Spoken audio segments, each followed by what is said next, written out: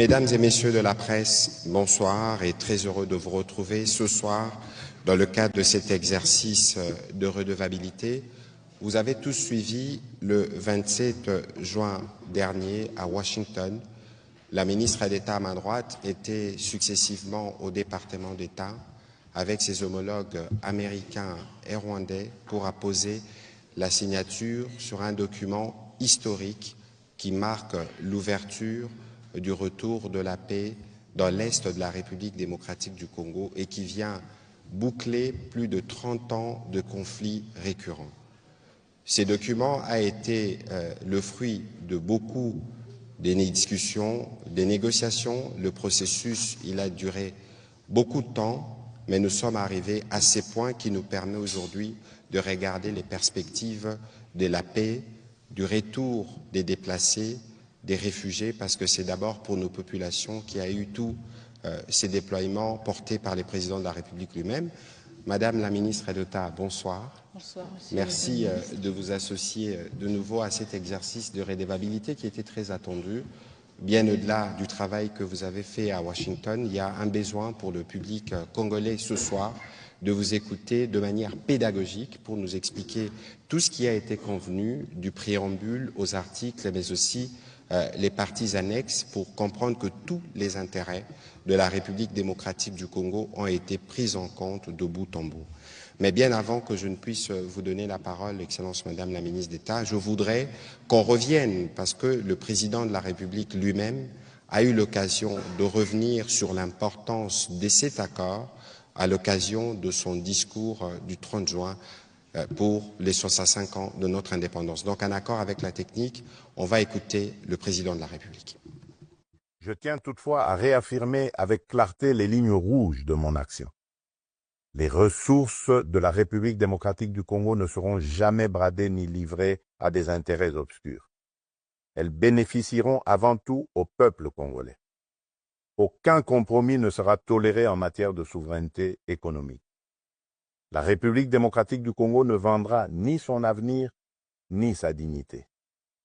Voilà un extrait du discours du président de la République qui revenait notamment sur la partie économique dont il a été question, mais la partie économique qui viendra évidemment dans les 3 mois qui suivent l'application de cet accord. Madame la ministre d'État, bonsoir à nouveau. Les Congolais sont particulièrement mobilisés sur cet accord. Beaucoup de choses ont été dites depuis les 27 janvier, mais ce soir avec vous, nous voulons faire cette première communication de lancement parce qu'il y en aura plusieurs, y compris en langue nationale, pour que les uns et les autres puissent comprendre l'importance de ce document. Et je voudrais donc vous passer la parole pour vos mots introductifs, mais aussi pour la présentation de l'accord à partir de son préambule, de ses différents articles, mais aussi un commentaire sur les annexes. Ce n'est qu'après qu'on pourra prendre les questions des professionnels des médias ici mobilisés. Parfait. Merci beaucoup, Monsieur le Ministre. Et évidemment, merci beaucoup, Mesdames et Messieurs de la presse, pour votre intérêt continu. En effet, je vous remercie sincèrement d'être présents aujourd'hui.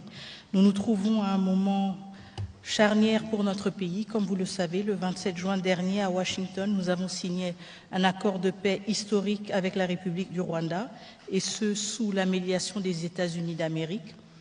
Et au-delà de la signature, évidemment, parce que cet accord nous concerne, nous en particulier en République démocratique du Congo et plus précisément les populations à l'est de la République démocratique du Congo, il y a un besoin urgent de compréhension. Et nous avons une responsabilité, évidemment, d'expliquer cet accord et de fournir en toute transparence plus de détails, plus d'amples détails sur cet accord et ce qu'il prévoit. Évidemment, tout cela en harmonie et en pleine cohérence avec les orientations et les instructions qui nous ont été données par son Excellence, Monsieur le Président de la République. Et comme vous l'avez entendu dans l'extrait de son discours à l'occasion de la commémoration du 65e anniversaire de l'indépendance de la République démocratique du Congo, en ligne avec ces principes qui nous ont orientés dans la négociation et dans la signature de cet accord de paix.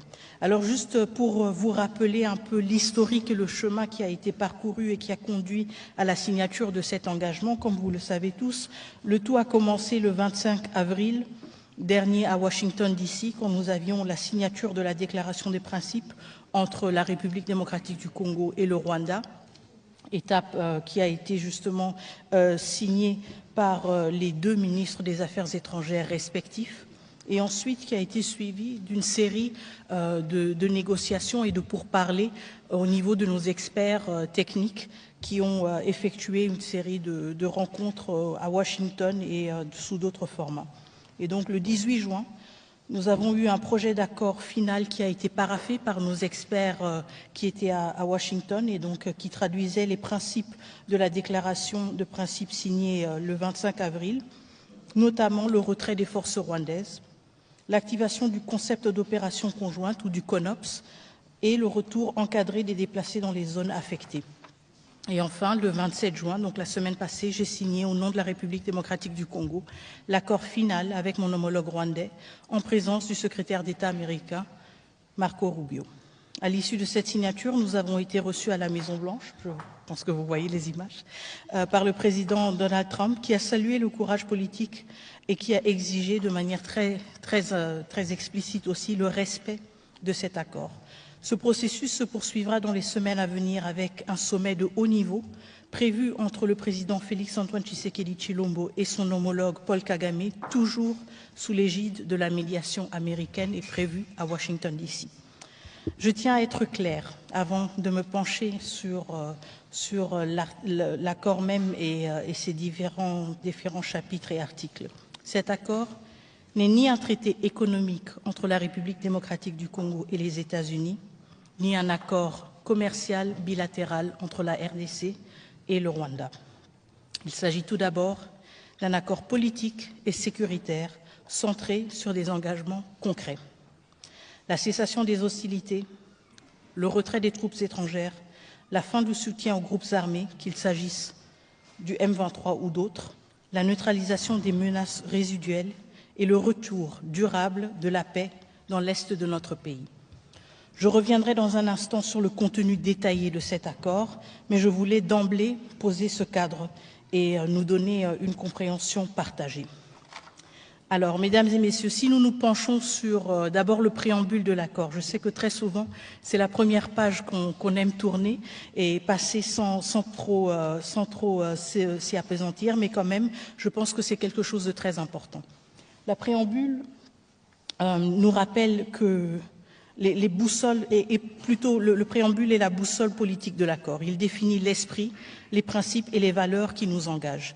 Vous allez vous rendre compte que dans ce préambule, on réitère justement l'attachement aux principes du droit international, aux résolutions du Conseil de sécurité des Nations Unies, à savoir la résolution 2773, mais aussi aux efforts régionaux de médiation sous l'égide de l'Union africaine et aussi de la SADC et de la CIRGL. Le préambule reconnaît aussi le rôle des États garants, à savoir celui des États-Unis d'Amérique, qui ont facilité cette démarche avec constance et conviction. Il exprime aussi la reconnaissance de tous les partis à ceux qui ont permis que le dialogue prenne le pas sur la confrontation. Et très souvent, on pose la question justement, est-ce que le préambule n'est pas juste quelque chose de symbolique? Et pourquoi est-ce qu'on doit y accorder tant d'importance? Et la réponse est claire. Le préambule n'est pas une simple formalité. C'est le fondament politique et éthique de tout ce qui suit. Il nous dit pourquoi nous avons signé, il encadre l'interprétation de chaque article et il nous donne une clarté sur, au cas où il y aurait une divergence, le sens d'un article, la manière d'appliquer une disposition et justement comment est-ce qu'on peut avancer dans la mise en œuvre et quels sont les fondamentaux de cet accord. Et donc c'est là que sont inscrits les principes, les repères, la direction à suivre. Et en fait, c'est une sorte de conscience, si vous voulez, de l'accord. Évidemment, du côté de la RDC, nous nous réjouissons énormément du fait que la résolution 2773, première résolution en plus de 20 ans qui reconnaît explicitement le rôle du Rwanda dans la déstabilisation de la République démocratique du Congo, soit évoquée explicitement dans ce préambule. Parce qu'encore une fois, ça nous donne un cadre très clair sur la nature du conflit que cet accord de paix est appelé à résoudre. Tout à fait. Est-ce qu'il y avait quelque chose à dire sur le Non, allez-y. Je continue? Très bien. Alors, nous sommes ensuite au premier chapitre, les dispositions générales. Bon, justement, ça c'est un peu les fondations juridiques, on ne va pas trop se pencher là-dessus, mais je voudrais quand même insister sur le fait que ce chapitre précise que les engagements qui sont pris sont contraignants. Et ça c'est très important. Autrement dit, ce n'est pas un protocole d'intention. On n'a pas signé pour dire on va essayer de faire un peu et puis si ça ne marche pas, ce ne sera pas la fin du monde. Non, ce sont deux États responsables qui ont pris cet engagement et qui ont aussi pris l'engagement d'une redevabilité pour être responsabilisés en cas de lacune, en cas de manquement dans l'exécution de leurs responsabilités qui leur incombent dans le cadre de cet accord. Et donc ce chapitre rappelle également que l'accord s'inscrit dans le cadre des efforts régionaux et internationaux existants, notamment la résolution 2773, donc encore une fois, on a une référence à cette résolution, et les cadres de la CIRGL, de la SADC et de l'Union africaine. Et donc, ce qui est important, c'est aussi de comprendre que l'accord s'inscrit dans une complémentarité de tous ces instruments qui existent déjà. Il n'est pas là pour dire que la CIRGL ne compte plus, il n'est pas là pour dire que tout ce qui a été fait sous l'égide de l'Union africaine, la SADC ou l'AEAC ne compte plus, mais il vient se greffer à ces efforts et s'inscrit dans une logique de complémentarité et contribue justement à renforcer, à structurer et à contribuer aussi aux efforts communs qui ont déjà été amorcés dans le cadre d'un souci d'une stabilisation durable de la région des Grands Lacs. Ce qui est important aussi dans ce chapitre, c'est qu'il précise que la mise en œuvre de l'accord devra respecter la souveraineté pleine et entière de chaque État. Et je pense que ça, c'est une question à laquelle nous tenons énormément en République démocratique du Congo. Je sais qu'il y a eu beaucoup de préoccupations sur cet accord. Il y a eu beaucoup d'interprétations aussi erronées ou un peu simplifiées de l'accord. Et je pense qu'il est très important justement de voir que dès le début, l'accord ne met pas du tout en question la primeur de la question justement de l'intégrité territoriale et il introduit aussi un autre principe fondamental, la progressivité dans l'application et la réciprocité des efforts. Et ça, c'est aussi quelque chose de très important. On entend souvent dire que c'est seulement la RDC qui doit fournir des efforts ou c'est seulement la RDC qui a de telle et telle responsabilité, mais on se rend compte en fait qu'il y a une concomitance des efforts, mais il y a aussi un effort ou un devoir de réciprocité entre toutes les parties prenantes et signataires de cet accord.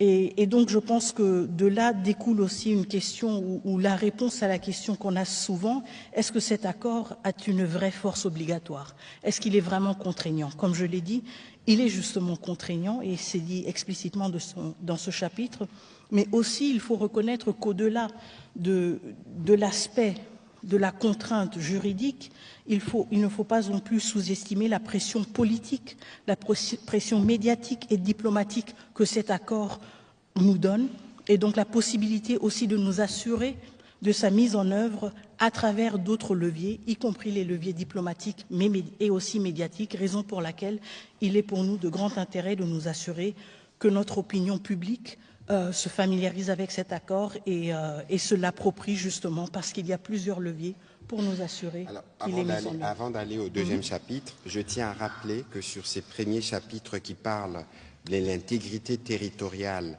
et de l'interdiction des hostilités, les principes sont énoncés de manière claire et les parties conviennent.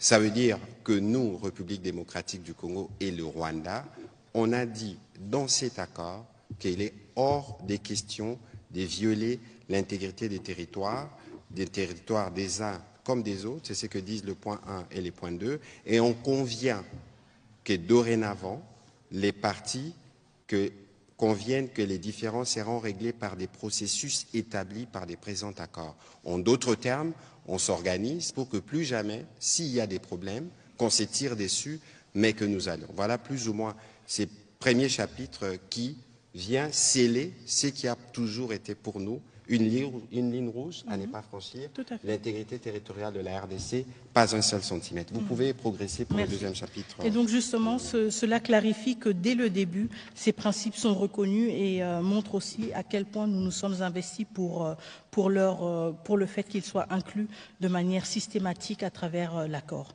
Quand nous nous penchons sur le deuxième chapitre, la cessation des hostilités et le retrait des troupes étrangères, évidemment, nous abordons ici le cœur même de l'accord. À la fin des combats, le retrait ordonné, vérifié et complet des troupes rwandaises du territoire congolais, mais aussi la fin du prétexte de l'activisme continu des FDLR à travers la mise en œuvre du CONOPS. Donc ici, je voudrais justement d'abord me pencher sur la question de la cessation immédiate des hostilités. L'accord engage les deux parties à cesser immédiatement et sans condition toute forme d'hostilité armée, qu'elle soit directe ou indirecte.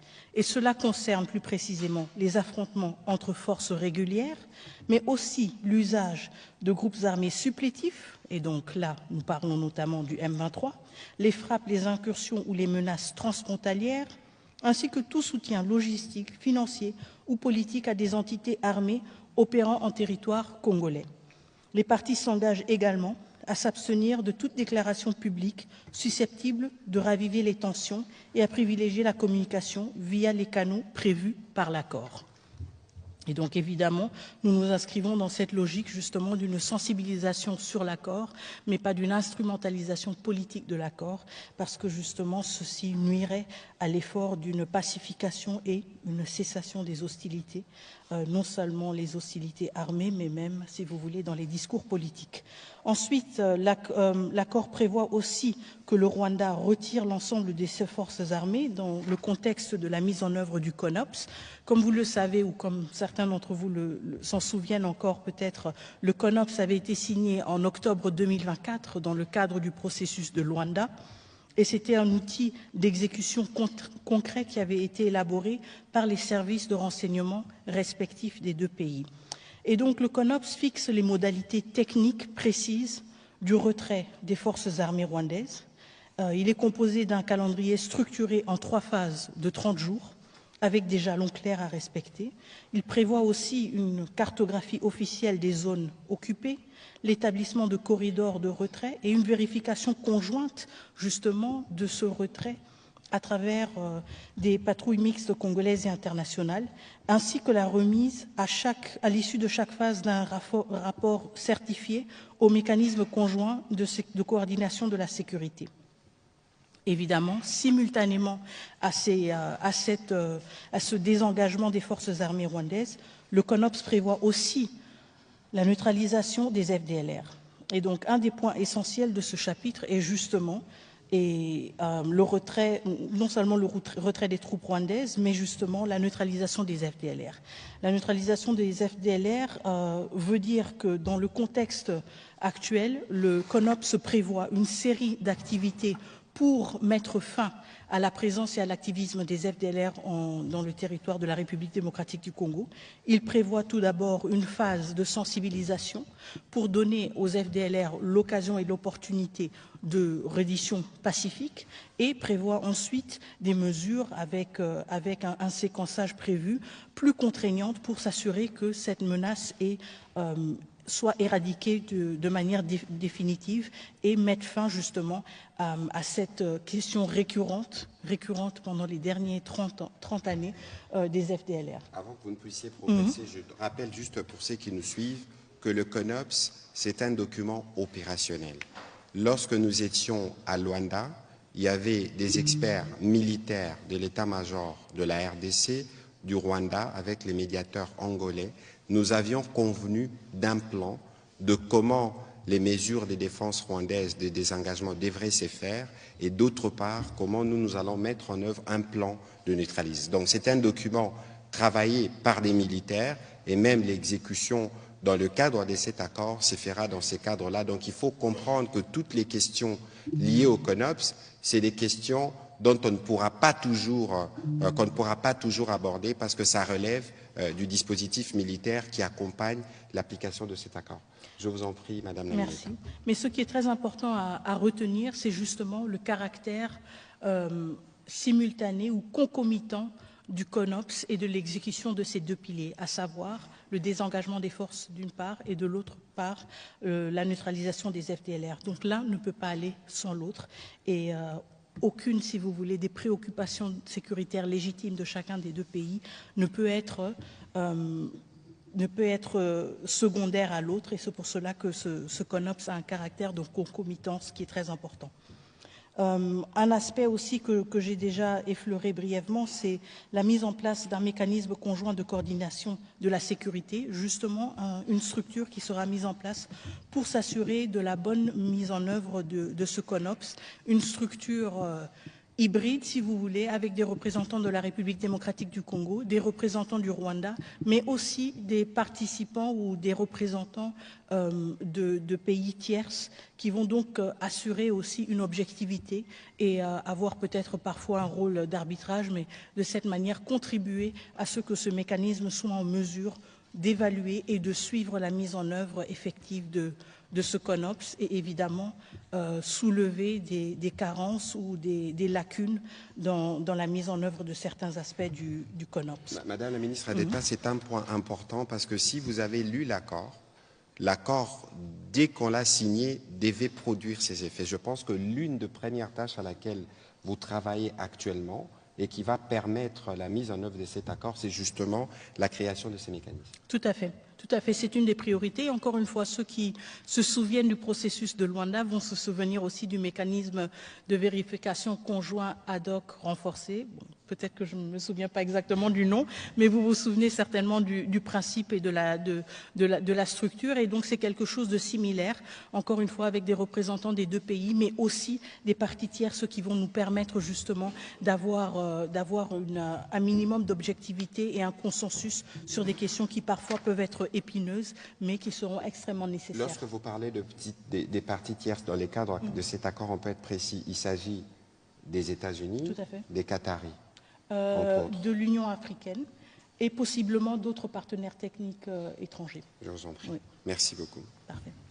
Alors maintenant, on progresse au chapitre 3. Donc le chapitre 2 se penchait plutôt sur les questions État-État. Le chapitre 3 parle de démobilisation, de désarmement, démobilisation et traitement des groupes armés nationaux. Et donc là, on est dans un champ différent. Et ce chapitre aborde donc une autre dimension essentielle de la paix durable, et à savoir la question des groupes armés congolais. Il est très important de lever immédiatement une confusion que certains discours semblent entretenir de manière délibérée ou pas.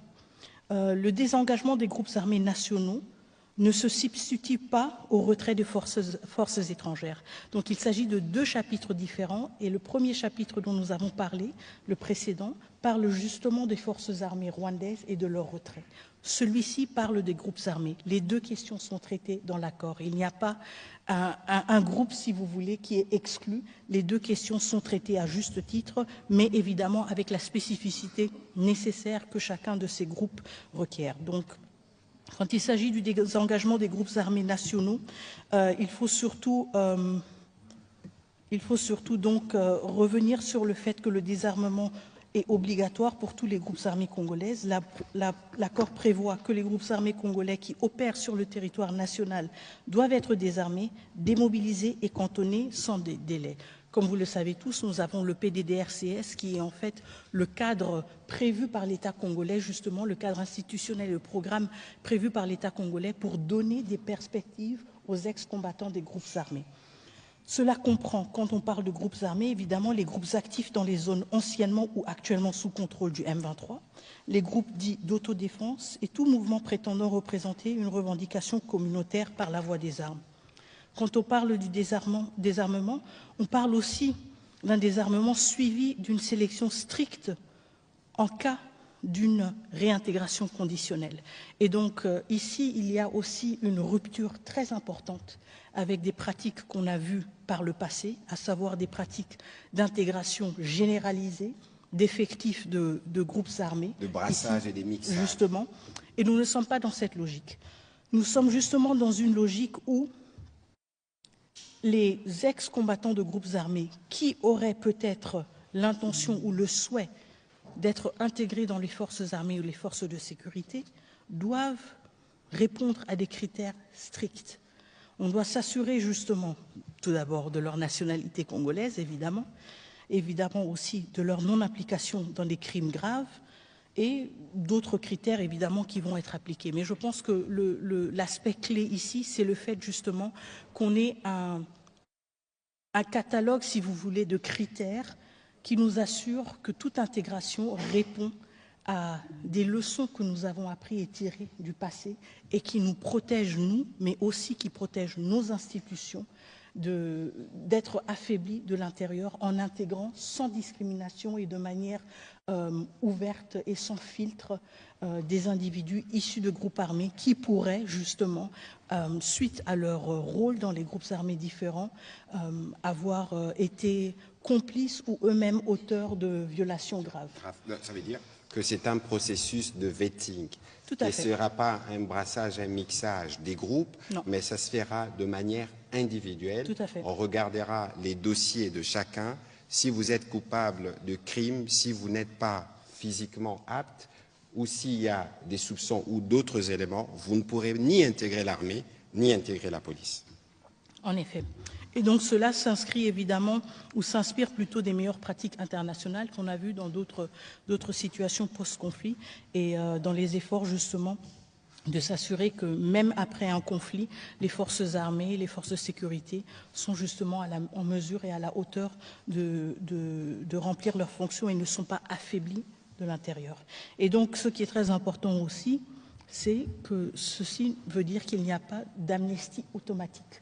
Ça ne veut pas dire que dans le cadre d'un accord de paix, tout est oublié et tout est passé. Et je pense que ça, c'est quelque chose de très important aussi, l'aspect de la redevabilité, même s'il n'est pas, et je suis sûre qu'il y aura des questions à ce sujet, même s'il n'est pas ancré de manière individuelle, il est très important, quand on lit l'accord, de voir qu'il y a justement de manière transversale cette considération-là, et cette considération que on ne peut pas rebâtir une société et ses institutions sans pour autant avoir un aspect de redevabilité, de responsabilité et tirer les leçons du passé, que ce soit le passé lointain, parce que nous l'avons vu avec le brassage et le mixage, ou le passé très récent, parce que nous l'avons vu avec le comportement de certains individus.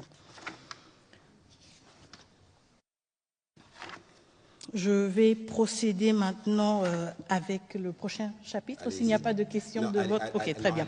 Parfait. C'est juste deux points justement, et je sais qu'il y a beaucoup de questions du côté des journalistes, donc on va essayer quand même d'accélérer. Le chapitre 4 touche sur la question des déplacés et des réfugiés dans la région, disons. Alors, quand on parle de réfugiés, évidemment, on parle de personnes qui ont traversé des frontières internationales. C'est pour cela que je dis dans la région. Les Congolais qui se trouvent au Rwanda, tout comme les Rwandais qui se trouvent en RDC. Et évidemment, les déplacés internes qui ont fui et qui sont restés sur le territoire national, mais qui ne sont plus dans leur communauté habituelle.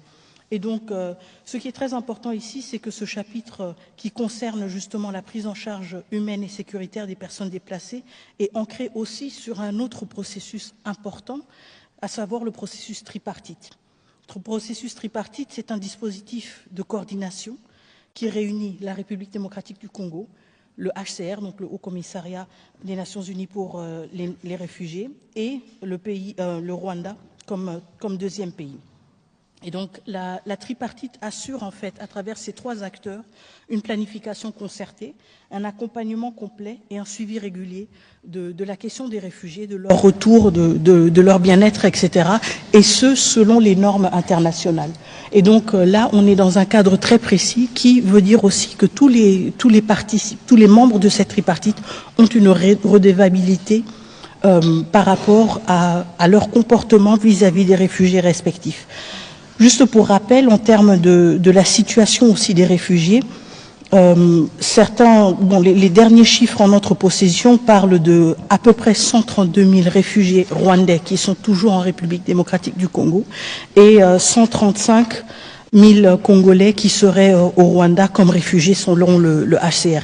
Et donc c'est un enjeu majeur. On parle de plus de 250 000 personnes, un quart de million de personnes qui sont toujours à l'étranger, qui n'ont pas encore eu l'occasion de revenir chez eux et pour lesquels on doit créer des conditions propices pour le retour.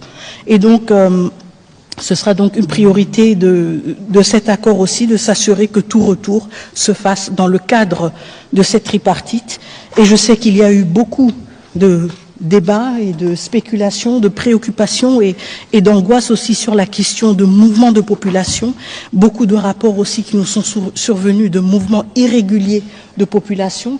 Et je suis sûre aussi qu'une des questions qui revient souvent, c'est comment justement s'assurer que ce processus tripartite ne soit pas instrumentalisé ou utilisé pour implanter des populations étrangères en RDC et sous couvert d'un retour volontaire. Et je pense que c'est justement là où le cadre formel de la tripartite nous aide, parce que justement il nous permet à procéder à des retours seulement de personnes qui sont formellement enregistrées comme réfugiés auprès du HCR. Donc on ne prend pas juste qui se dit congolais ou qui se dit rwandais pour dire bon, rentrez, on vous aide à rentrer chez vous. Non, ce sont des personnes qui sont enregistrées comme réfugiés auprès du HCR.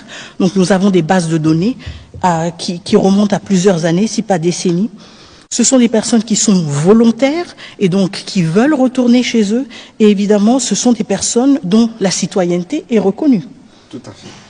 Et c'est ça, ce sont justement ces piliers-là qui nous permettent de nous assurer que tout retour de population, tout mouvement de population est encadré en bonne et due forme, et du côté de la République démocratique du Congo, encadré par les autorités territoriales et nationales qui sont en charge de... Je me souviens, Madame Lamineta, que dans vos mots qui ont suivi justement la signature de l'accord à Washington, vous avez évoqué des femmes avec qui vous étiez en discussion, la question humanitaire.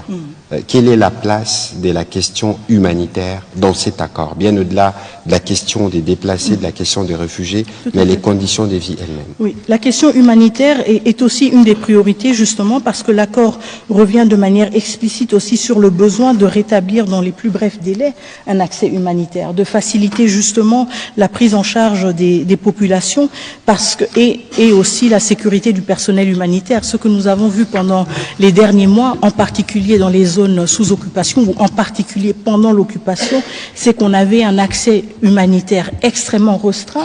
On avait des populations qui n'avaient pas accès ou qui ne pouvaient pas être assistées. Nous avons eu des infrastructures logistiques et tout un accès logistique qui a été complètement saboté.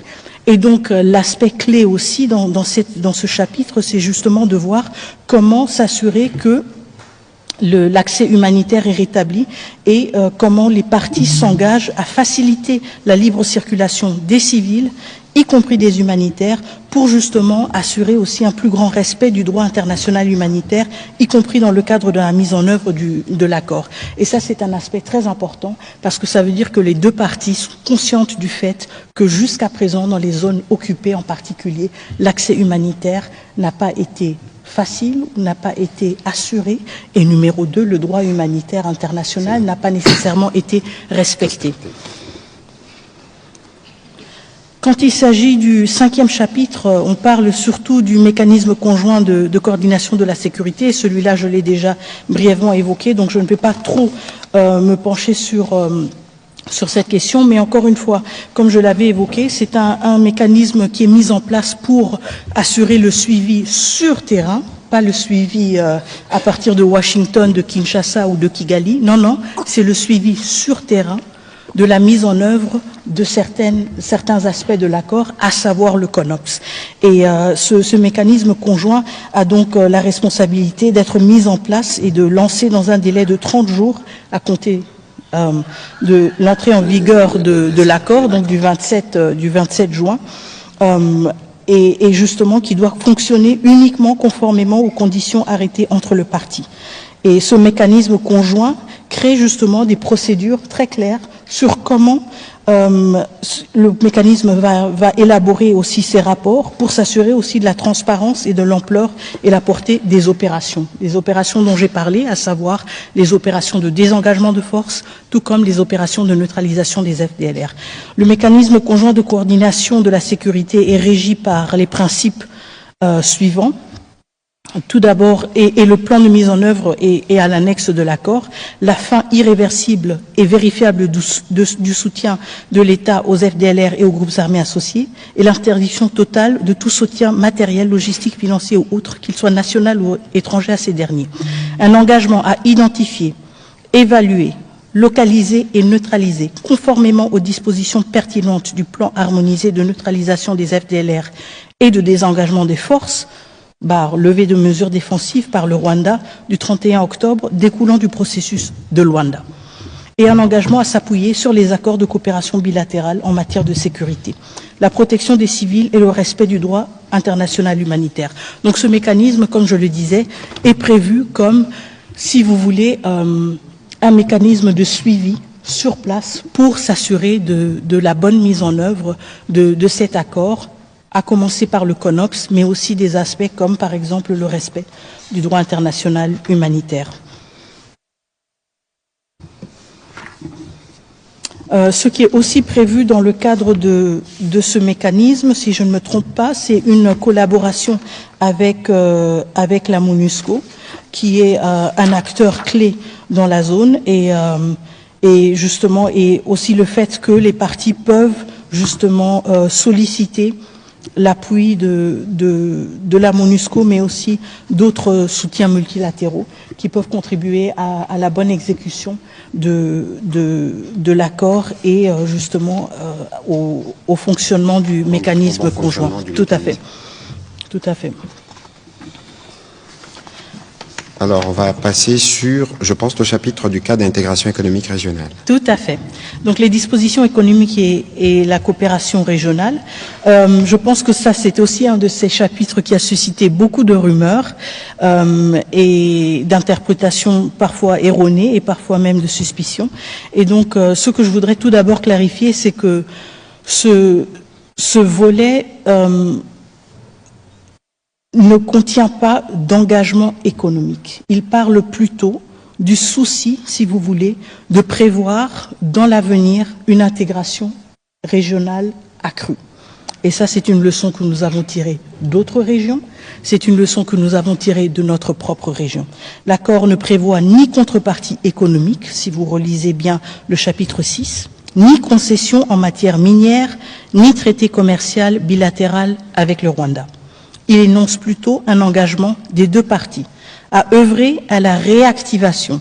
Réactivation, ce sont des questions que nous avons discutées, que nous discutons depuis des décennies dans la région des Grands Lacs. La réactivation des dynamiques de coopération économique régionale dans un esprit de stabilisation post-conflit. Et cela comprend, à moyen terme, la réhabilitation des axes logistiques régionaux, la relance de corridors douaniers, des échanges techniques sur les zones économiques transfrontalières, mais aussi, il faut reconnaître que ces dispositions sont volontaires, elles sont progressives, elles sont non contraignantes et elles ne sont pas liées au calendrier sécuritaire. Donc, en d'autres termes, sur ce point économique, par exemple, il n'est pas question d'avoir le Rwanda mettre la main sur les ressources de la RDC. Pas du tout, et ce n'est pas prévu dans cet accord, aucunement. Ce qui est important ici, c'est justement le fait que cet accord s'appuie sur des efforts que nous avons déjà vus dans la région et que nous voyons dans d'autres régions de l'Afrique et au-delà, donc un effort d'une plus grande intégration économique qui permet justement à stabiliser à long terme, mais nous sommes conscients, et je pense que c'est là que c'est très important quand même de revenir sur cette question, nous sommes conscients que toute intégration économique ne se fait pas dans un vide, il ne se fait pas dans un vide historique ou dans un vide social. Et donc, nous ne sommes pas naïfs. Même quand nous parlons d'intégration régionale, même quand nous parlons d'une ouverture économique, nous savons d'où nous venons. Nous venons de 30 ans d'agression, de millions de morts, de populations déplacées, pillées, violées et de minerais extraits illégalement pour alimenter des réseaux d'enrichissement illicite. Donc, la coopération économique, évidemment, peut être un vecteur de stabilité, mais elle ne peut pas être précipitée. Et c'est pour cela, justement, que c'est quelque chose qui doit se faire de manière séquentielle et de manière graduelle. On aura toujours les voisins que nous avons, et si on veut bâtir une paix durable, on devra travailler avec ses voisins, mais en même temps, nous sommes aussi conscients de notre histoire et du poids de cette histoire, et nous devons l'assumer avec responsabilité. Évidemment, le président de la République, justement, s'exprimant sur les sujets, parlait de la nécessité d'avoir une paix durable et une paix que nous voulons définitive. Vous parliez, Madame la ministre d'État, d'intégration régionale. Il ne faut pas oublier que dans cette région, nous avons des exemples. Aujourd'hui, tout le monde connaissait ce qu'on appelait à l'époque la CEPGL, la Communauté économique de pays de Grand Lac, qui était une organisation régionale qui regroupait à la fois la RDC, le Rwanda et les Burundi. Les Zaïre de l'époque étaient le premier contributeur.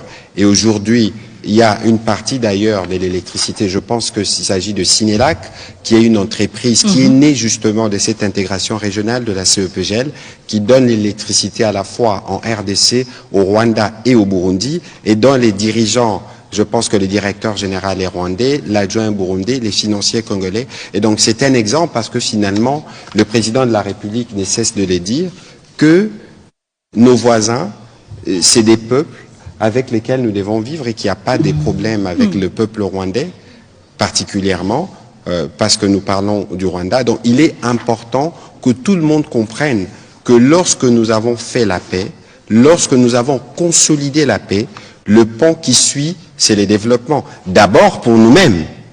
Parce que si les investissements américains sont annoncés dans la région, c'est des investissements qui se feront en RDC. Et puis on a parlé d'intégration régionale. On a parlé du modèle de l'EAC, on a parlé des CIRGL. Donc ici, il faut regarder le rôle moteur de la RDC, de tout ce que nous représentons comme marché économique, et que si les opportunités arrivent, c'est des opportunités qui ne se feront pas que pour un seul voisin, mais c'est des opportunités qui vont toucher toute la région avec des effets contagieux. Voilà un peu le petit commentaire que je voulais faire à ces sujets, et parce que l'accord prévoit que pour des discussions, vous aviez suivi des docteurs Boulos, des discussions qui peuvent porter sur des questions économiques pourront faire l'objet d'un autre point qui sera en discussion. Mais ici, la priorité, c'est la paix. La priorité, c'est le traitement des questions humanitaires. La priorité, c'est des mesures que l'on prend pour s'assurer que le Rwanda retire ses mesures de défense, que l'on traque des FDLR, qu'on crée justement les conditions de retour de cette paix, qu'on va consolider de manière définitive et durable. Ce n'est qu'après qu'on viendra faire l'économie. Tout à fait. Allez-y pour la suite. Donc l'accord, comme vous l'avez dit, Monsieur le Ministre, en fait l'accord crée les conditions propices pour nous permettre à nous lancer avec ambition sur un projet de développement de ces zones qui ont été affectées pendant des décennies par des cycles et des cycles de conflits. Mais justement, tout d'abord vient la paix et ensuite le développement, les investissements et la stabilité, aussi la prospérité partagée.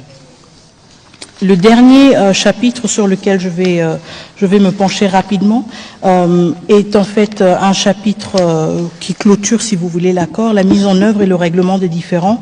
Ici, je voudrais souligner le fait que ce chapitre prévoit la mise en place d'un comité de surveillance conjointe composé d'abord des parties signataires, évidemment, mais aussi du facilitateur de l'Union africaine, du Qatar et des États-Unis. Et donc, ça veut dire que nous avons à deux niveaux un suivi de l'accord. Nous avons au niveau très opérationnel et au niveau du terrain le comité conjoint de sécurité, de la sécurité, mais ensuite nous avons aussi à un niveau politique, à un niveau plus élevé justement, un comité de surveillance conjointe qui permet aussi à soulever certaines questions et à vider certaines questions. Madame la ministre, tout de suite, les gens ont besoin de connaître la nuance. Comité conjoint de sécurité, le petit comité, son rôle, c'est quoi concrètement? Oui, son rôle concrètement, par exemple, c'est si on dit dans le cadre du désengagement des forces, il est prévu que dans la période de jour X à jour, de jour Y à jour X, il y ait un tel mouvement hors de la RDC. ce comité ou cette structure, ce mécanisme a pour responsabilité de pouvoir suivre ces mouvements. Qui sont les États-Unis? Oui, tout à fait. Les États-Unis, la RDC, le Rwanda et possiblement aussi des partenaires étrangers et l'Union africaine aussi. Et l'Union africaine est donc comme un peu des garants de l'effectivité de ces... Mais ça, c'est au niveau du terrain. Donc si on dit, OK, nous sommes à Saké et à Saké, il y a tel et tel effectif parce que ce comité aura aussi la responsabilité d'établir, si vous voulez, un état de lieu. Alors, si on sait qu'il y a ce nombre d'effectifs et que c'est la prochaine zone à partir de laquelle il doit y avoir un déplacement, ce comité doit être en mesure de confirmer ou d'infirmer le fait que cette opération-là a eu bel et bien lieu. Évidemment, ce comité ensuite a un lien automatique, si vous voulez, au niveau supérieur, à savoir le niveau politique où nous avons le comité de surveillance conjointe, qui est aussi une plateforme à travers laquelle les différends peuvent être réglés. Tout à fait. Et donc, ça nous permet aussi, justement, de soulever certaines questions qui ont des répercussions ou qui se manifestent au niveau du terrain, au niveau très concret, à un niveau politique plus élevé, de les contextualiser et de trouver, justement, des solutions et des solutions à ces problèmes respectifs. Très bien. Alors peut-être rapidement, Madame la ministre d'État, est-ce que sur les annexes, parce qu'on a parlé du préambule, on a parlé des 7 articles, je pense, et nous sommes revenus sur les grands axes de chaque point de l'accord. Pour ceux qui nous suivent et pour les journalistes présents, c'est un exercice particulier où nous voulons faire un peu de pédagogie pour que vous puissiez vous rendre compte que tous les détails ont été étudiés dans les compromis qui a été trouvé pour voir que nous sommes assurés en amont, nous avons pris des précautions de sorte que cet accord puisse nous donner les résultats escomptés, à savoir l'ouverture, en tout cas une voie pour le retour effectif de la paix. L'accord comprenait les préambules, je rappelle, résolution 2773, charte de l'Union africaine qui parle de l'intégrité des frontières et de leur inviolabilité. Maintenant, dans les documents qui suivent l'annexe, il y a le CONOPS, on en a parlé, document élaboré par les états-majors des forces depuis le processus de Luanda, mais aussi, Madame la ministre d'État, les éléments que vous pouvez rajouter. Tout à fait. Et donc, tout comme l'accord même, les annexes sont aussi disponibles et donc j'invite tout le monde aussi de se familiariser avec ces annexes. Donc au-delà du CONOPS qui est repris dans son intégralité, l'annexe se penche aussi sur la question du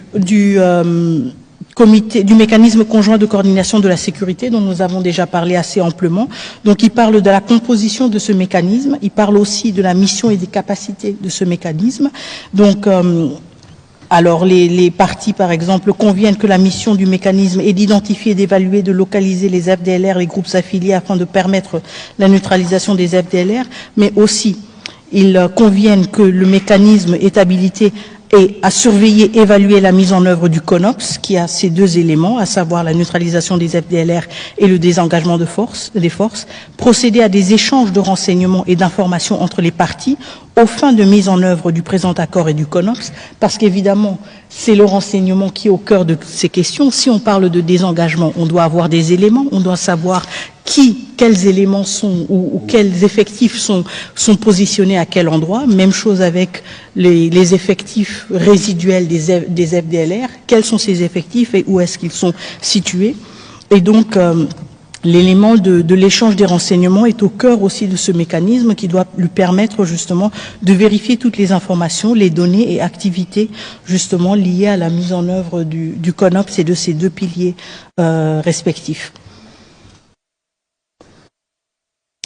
Le mécanisme détermine aussi la portée géographique de ces activités en fonction des conditions sur le terrain et dans le plein respect de l'intégrité territoriale et de la souveraineté. Et donc, évidemment, ce mécanisme est prévu justement opérer dans les zones où nous avons ces 2 préoccupations qui se concentrent de manière très palpable, à savoir le désengagement des forces, mais aussi la question des FDLR.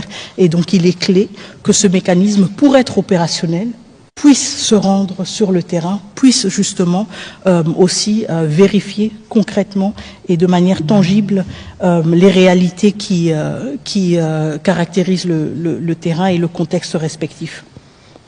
Voilà, je pense que sur l'accord, nous avons dit l'essentiel. Peut-être qu'on va, sauf si vous avez un point particulier, mais je voudrais donner la parole, en tout cas pour le 20 minutes qui suivent, aux professionnels des médias pour apporter des éléments d'éclairage. Ici, nous sommes dans un exercice de redevabilité, mais surtout un exercice de transparence.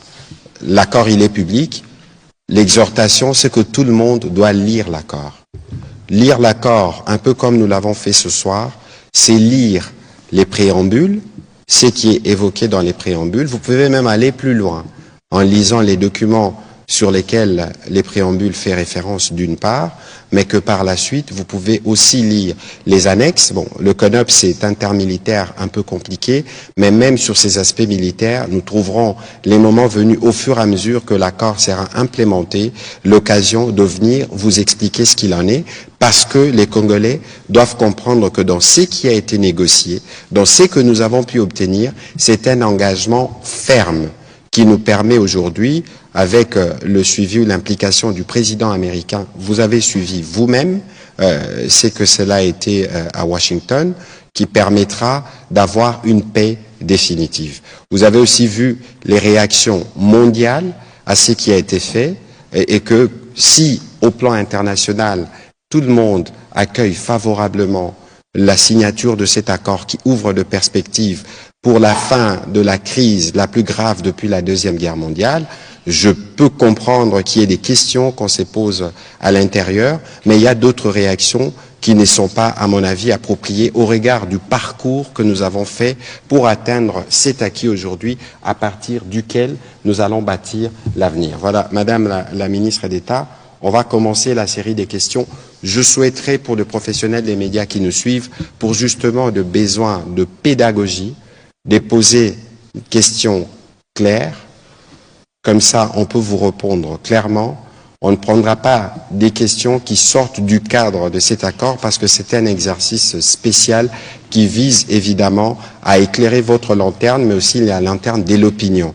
Au-delà de l'exercice de ce soir, nous serons sur vos plateaux, avec nous, pas seulement, mais d'autres experts, pour qu'on explique de A jusqu'à Z les contenus de cet accord. On va commencer la série avec Madame Christiane Ekambo et je demanderai à Monsieur Pichu Mulumba d'avancer après lui. Madame la ministre d'État, nous avons une liste d'à peu près 10 questions des professionnels des médias. On va voir comment on va gérer les temps, pour autant que ceux qui prennent la parole tiennent compte justement de la nécessité pour nous d'être brèves, claires et précises pour ce qui vous concerne, Madame Ekambo. Allez-y avec votre question. Madame. Merci, Monsieur le ministre. Madame, j'ai 2 questions, mais avant toute chose, permettez-moi Madame la ministre d'État, de vous signaler, de vous dire ici que vous faites la fierté des femmes congolaises. En tout cas, nous profitons de ce micro pour vous féliciter pour cette réussite. Vous avez pu réussir là où bon nombre de vos collègues ont marqué le pas. En tout cas, une fois de plus, félicitations pour la signature de cet accord. Pour la première question, 30 années de guerre, 30 années d'atrocité, même le président américain a signalé l'atrocité, les atrocités de cette guerre, en utilisant même les mots que vous connaissez. Et aujourd'hui, que peuvent attendre ces femmes violées, tous ces déplacés qui n'ont plus de racines, des ressources, des familles dispersées? Vous avez parlé de 135 000 Congolais qui sont au Rwanda et dans l'ensemble à peu près des 150 personnes à l'étranger. Ça, c'est pour la question humanitaire. Dans le préambule et même dans les annexes, Madame, vous parlez de l'accord. S'il vous plaît, je ne dérogerai pas. Donc allez-y rapidement, mais oui, je ne dérogerai pas. Je voudrais dire ici, on ne sent pas, qu'est-ce que vous pouvez nous dire, les échéances qui ont été données, c'est-à-dire le chronogramme, à partir du moment où on a signé l'accord, qu'est-ce qu'on fait, les obligations de chaque partie Et puis, le mécanisme de suivi, vous avez parlé un peu du le cadre conjoint, les mécanismes conjoints, mais vous voulez vraiment nous expliquer le chronogramme, c'est-à-dire quand est-ce qu'on commence, quelles sont les obligations de chaque partie. Tout à fait. Parfait. Excellent.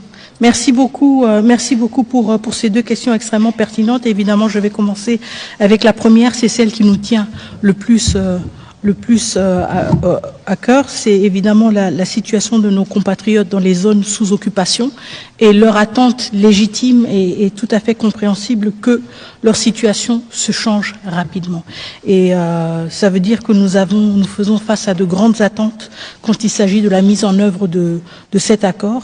Et quelles sont les attentes que les survivants et les compatriotes que nous avons dans les zones occupées peuvent avoir? Comme je le disais, l'accord est un accord de paix qui entérine donc aussi le retour de l'autorité légitime de l'État congolais dans les zones occupées. Ce retour nous permettra, nous, en tant que gouvernement congolais, que ce soit le gouvernement central de Kinshasa ou le gouvernement provincial du Nord et du Sud Kivu, de justement répondre à ces attentes de nos populations. Cela veut dire que les questions de retour de déplacés, que ce soit des réfugiés ou des déplacés internes, auront une interface légitime pour justement interagir avec nos acteurs ou nos partenaires humanitaires différents qui vont faciliter les retours dans les zones ou dans les communautés d'origine de ces personnes déplacées. Cela voudra aussi dire que nous pourrons, avec des efforts concentrés sur ces zones affectées par ces années d'occupation, ou plutôt ces mois d'occupation, nous permettre justement d'injecter des ressources, de concentrer nos efforts justement sur la réhabilitation, sur la prise en charge de ces populations dans des domaines différents, à savoir les domaines de la santé, à savoir les domaines de l'éducation. C'est un retour de l'État congolais aux côtés des populations qui, pendant ces derniers mois, étaient livrées justement à des forces qui occupaient avec violence et avec force le territoire souverain de la République démocratique du Congo. Et donc, quand on se projette dans l'avenir dans l'avenir imminent de cet accord, c'est justement de cela qu'il s'agit. Le retour de l'État congolais aux côtés des populations civiles congolaises. La deuxième question que vous avez posée, c'est une question aussi tout à fait légitime, justement, quelles sont les prochaines étapes, quelles sont les prochaines échéances, et j'en ai déjà parlé, le mécanisme conjoint de la sécurité est prévu d'être mis en place 30 jours après la signature de l'accord. Et je peux vous rassurer que du côté de la République démocratique du Congo, nous sommes déjà prêts nous avons déjà, si vous voulez, clôturer l'étape nécessaire de notre côté d'identifier les personnes qui vont représenter la République démocratique du Congo dans ce mécanisme et justement de cette manière impulser aussi son entrée en vigueur rapidement pour permettre que ce mécanisme commence le travail. Il y a aussi justement trois mois pour le lancement du cadre d'intégration économique régionale et je pense que ça c'est important aussi parce que ça veut dire que nous avons 3 mois où nous pouvons suivre les avancées dans la mise en œuvre de l'accord de paix et voir justement si ces avancées sont assez encourageantes pour aussi se projeter dans une logique d'un cadre d'intégration économique régionale. Et nous avons aussi 45 jours pour la tenue de la première réunion du comité de surveillance conjointe. Donc des jalons quand même assez clairs qui nous permettent à faire un suivi, que ce soit au niveau du terrain ou que ce soit au niveau politique un peu plus élevé ou plus stratégique, de voir où est-ce qu'on en est avec la mise en œuvre de cet accord. Voilà. Très bien. On va prendre la question de Pichu Mulumba. Je vais demander à Daniel Michombero et à M. Israël Mutombo de s'approcher du micro pour les prochaines questions. Merci beaucoup, Monsieur le Ministre, pour la parole. Madame la Ministre d'État, j'ai juste 2 petites préoccupations. La première, c'est que n'y a-t-il pas une ambiguïté concernant la présence des FDLR dans cet accord? On sait que depuis 30 ans, la présence des FDLR sur le sol congolais constitue la justification constante des agressions militaires du Rwanda en RDC. L'accord prévoit-il une évaluation indépendante de la réalité et de la menace qui représenterait encore les FDLR maintenant et après leur neutralisation? La deuxième préoccupation concerne la question humanitaire. Le gouvernement a récemment dénoncé la transplantation des populations étrangères dans des zones occupées. Comment le retour des déplacés sera-t-il organisé si ces espaces de vie sont occupés par d'autres populations? Que prévoit l'accord à ce sujet? Alors, la première question sur la question des FDLR. En effet, cela fait près de 30 ans que ce prétexte est recyclé et réchauffé à toute sauce. Et justement, c'est la raison pour laquelle il est dans l'accord, parce qu'on veut y mettre fin. On veut mettre fin à cet accord, à ce prétexte récurrent d'une présence et d'une menace soi-disant des FDLR. Si tel est le cas, eh bien justement, nous avons un accord qui prévoit dans son CONOPS des étapes très claires, bien définies sur comment on va mettre fin à cette menace, mais aussi justement à travers le CONOPS et à travers la mise en place du mécanisme dont j'ai parlé de conjoint de sécurité, la possibilité d'évaluer l'envergure de cette menace. On ne peut pas juste dire qu'on va lancer des opérations de neutralisation sans avoir un point de départ et un objectif. Et donc, l'avantage ici, c'est que nous prenons cette question qui a été utilisée pendant plusieurs années pour dire, si c'est le cas, nous allons y mettre fin une bonne fois pour toutes. Pour y mettre fin, nous devons savoir à combien sont-ils, quelle est la menace qu'ils représentent. Et ensuite, on s'attaque au problème à travers des approches différentes et appropriées. Et ensuite, on peut dire, voilà, objectif atteint. Et je pense que c'est ce qui est très important, le fait qu'on dit, qu'on aille au-delà, si vous voulez, de la rhétorique et des discours contradictoires et qu'on dise, très bien, on met fin à cette question une bonne fois pour toutes. Tout comme on met aussi fin à la question de la présence des troupes rwandaises en République démocratique du Congo qui n'y ont rien perdu. Et je pense que c'est l'aspect clé de cet accord, le fait qu'il se concentre sur les questions qui bloquent le plus. La question qui bloque du côté de la République démocratique du Congo, tout à fait légitime, les troupes rwandaises n'ont rien perdu sur notre territoire, elles doivent rentrer chez elles. Question qui bloque du côté du Rwanda, apparemment, malgré le fait qu'ils ont une armée performante, malgré le fait que c'est le 4e pays contributeur de troupes de missions de maintien, dans les missions de maintien de la paix, c'est apparemment la menace des FDLR. C'est une menace? Très bien. On va y mettre fin. Et je pense que c'est ce qui est très important, le fait que cet accord se concentre sur ces deux points-là et nous aide à les élaguer. Mais aussi, comme vous l'avez dit, la question humanitaire est reprise dans l'accord et la question justement des implantations de population est une question sur laquelle nous avons reçu beaucoup de rapports pendant cette période d'occupation et qui a été suivie de près au niveau du ministre, du vice-premier ministre, ministre de l'Intérieur évidemment, parce que cela relève de son ressort.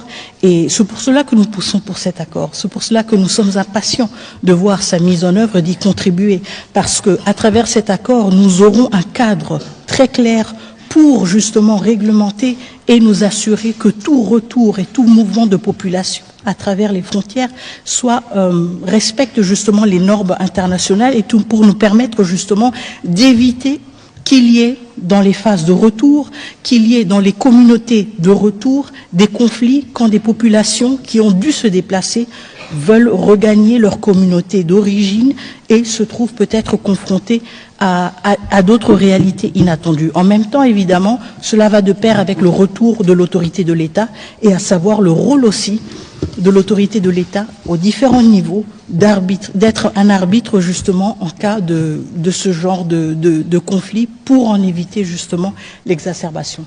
Alors, si je peux me permettre un petit commentaire, si vous lisez les CONOPS donnent un peu des détails sur comment on va traiter la question des FDLR.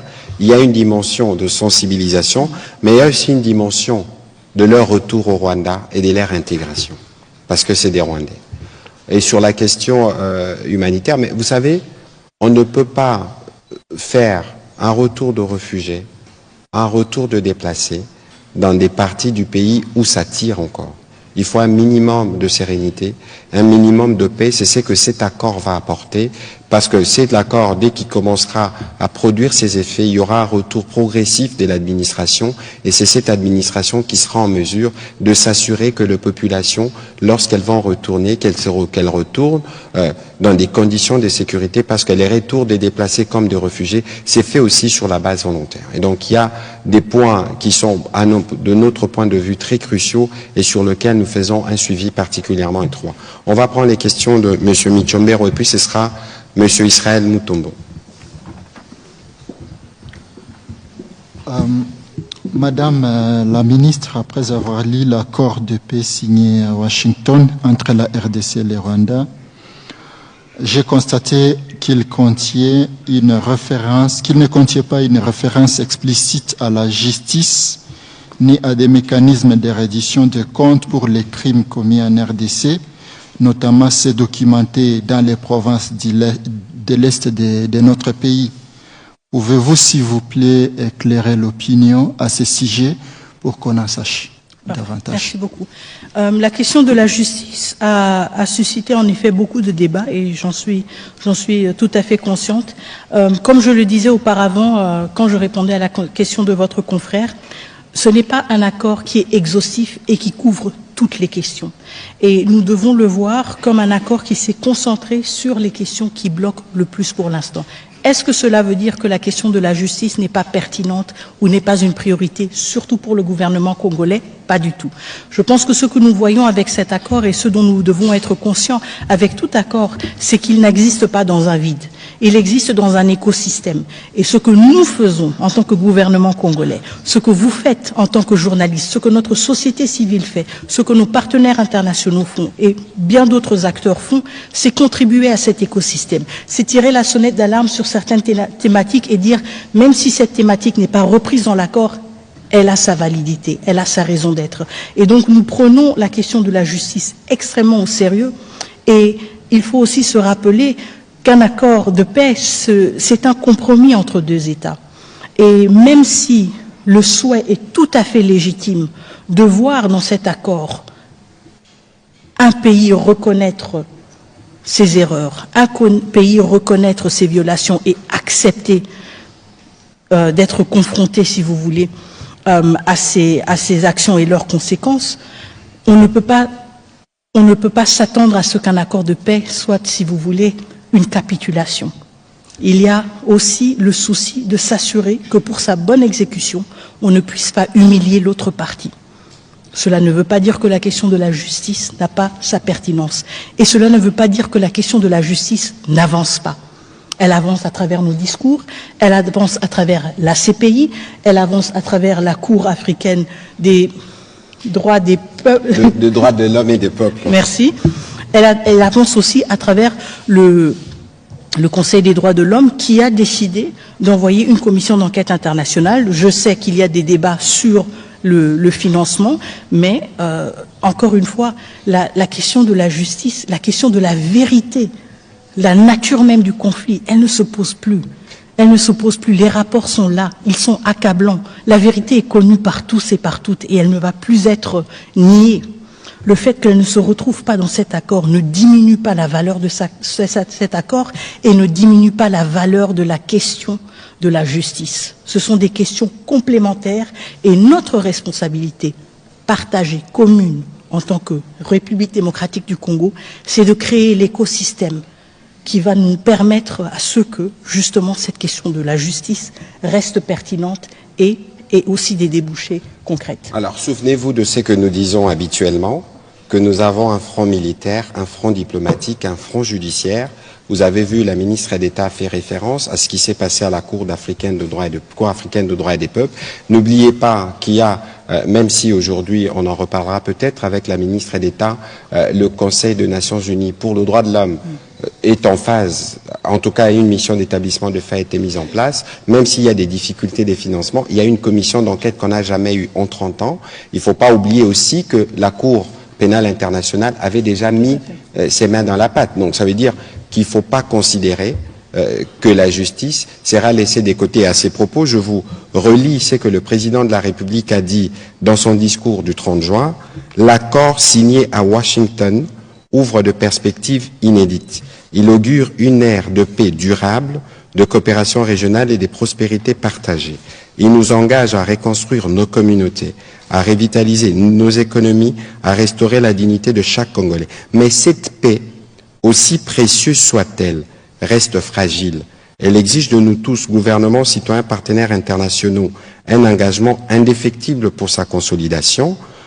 Nous continuerons à exiger que justice soit rendue aux victimes et que les responsables des atrocités répondent de leurs actes. C'est le président de la République qui l'a dit dans son discours du 30 juin. C'est illustratif justement de notre engagement du point de vue du front judiciaire, parce que sans justice, on n'aura pas des garanties de non-répétition de ce que nous déplorons depuis 30 ans.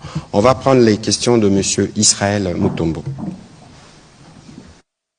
Et puis ce sera Mme Alexandra Branjean de RFI. Merci pour la parole. Est-ce que Madame parle lingala ou on reste en français? Malheureusement, aujourd'hui, les questions se poseront en français. Je répondrai évidemment de questions en lingala. Sur on votre reste plateau, en français, il n'y a plus pas de souci. Alors, je suis curieux, je reviens par rapport à la question des FDLR. Je veux savoir la neutralisation des FDLR et les désengagements des troupes rwandaises. Ce seront concomitamment, où il faut d'abord finir avec la neutralisation des FDLR avant et le début du retrait des troupes rwandaises. Ça, c'est la première question. La deuxième, pourquoi avoir quitté le cadre multilatéral pour une démarche bilatérale dès lors que plusieurs pays interviennent dans la crise sécuritaire en République démocratique du Congo? Et puis pour terminer, pourquoi avoir quitté les cadres multilatéraux? Quel cadre multilatéral la ministre d'État demande? Pour avoir un peu plus de précision sur votre question. C'est-à-dire, bien avant, il y a eu... EAC SADC, exactement. Évidemment. Parce qu'avant ça, il y avait loin. Exactement. Alors pour terminer, j'aurais bien voulu qu'on lise dans l'accord le point 6. C'est de là que je ressors ma question. Le point 6, alinéa 1, intégration bilatérale. Intégration bilatérale. Dans le cadre, le parti lance et barre ou élargisse la coopération sur des priorités communes, telles que la gestion des parcs nationaux, le développement hydroélectrique, les dérisquages des chaînes d'approvisionnement en minerais, la gestion conjointe des ressources dans le lac Kivu et des chaînes de valeurs minières transparentes et formalisées de bout en bout, de la mine au métal transformé qui relie les deux pays en partenariat, les cas échéants avec le gouvernement et investisseurs des États-Unis. Par rapport à ça, je voudrais d'abord comprendre l'esprit de ce point, mais aussi la gestion conjointe sur les domaines miniers pour arriver à certifier nos matières minières. Était-il impérieux d'associer le Rwanda? Pardon? Encore plus fort. Je disais, la question, celle qui est liée à la gestion conjointe sur les domaines miniers, pour arriver à certifier nos matières minières, était-il impérieux d'associer le Rwanda? J'ai pris la question par rapport à l'article, le point 6, premier alinéa, que je viens de lire tout à l'heure. Voilà. Merci. Donc, 3 questions. La première question sur la concomitance FDLR, retrait de mesures de défense. La deuxième question sur le processus bilatéral. La troisième sur le cas d'intégration économique. Allez-y, Mineta. Merci beaucoup. Donc, la question de la concomitance, encore une fois, j'ai essayé d'expliquer auparavant que le CONOPS reconnaît les préoccupations sécuritaires des deux pays et les traite justement de manière égale. C'est pour cela qu'il y a cette question cet aspect de concomitance. On ne peut pas parler, si vous voulez, d'une neutralisation des FDLR et ensuite un désengagement des forces. C'est comme pour dire qu'une question est plus importante que l'autre. C'est pour cela que cet aspect d'une concomitance est repris dans le CONOPS. Évidemment, la réalité est aussi... Concomitance en français facile, concomitance, ça doit se faire c'est en même temps. En même temps, on a le CONOPS est divisé en 3 phases. Chaque phase a 30 jours. Dans ces phases de 30 jours, on regarde côté FDLR, qu'est-ce qu'on va faire? Côté RDF ou côté forces armées rwandaises qui doivent se désengager, qu'est-ce qu'on va faire concrètement? Et là, maintenant, nos experts militaires et des renseignements se sont assis pour dire, bon, si on est dans une première phase, quelles sont les choses qu'on devra faire? D'abord, identifier des deux côtés, quel est l'effectif, quel est le point de départ. Ensuite, engager, par exemple, du côté des FDLR, des sensibilisations pour dire, ceux qui veulent, s'il vous plaît, rentrez chez vous, ça va nous faciliter la tâche. Du côté du désengagement des forces, qu'est-ce que cela veut dire concrètement? Quel est le dispositif en place? Quel est l'effectif? Et ensuite, on avance de manière graduelle. Maintenant, la réalité du terrain est aussi qu'on doit s'adapter à certaines certaines réalités contextuelles. Ça veut dire, par exemple, quand on se projette dans une logique actuelle, parce que le CONOPS a été rédigé en octobre, et la situation a changé entre maintenant et octobre, on ne peut pas penser, par exemple, à une neutralisation, des FDLR sans une présence des forces armées congolaises dans les zones où ils opèrent. Et donc, on ne peut pas penser à une neutralisation des FDLR sans un désengagement des forces armées rwandaises. Et donc, c'est justement là où nos experts militaires travaillent ensemble pour dire, si on veut atteindre tel objectif, eh bien, on doit être conscient que l'autre partie doit avancer sur certains points.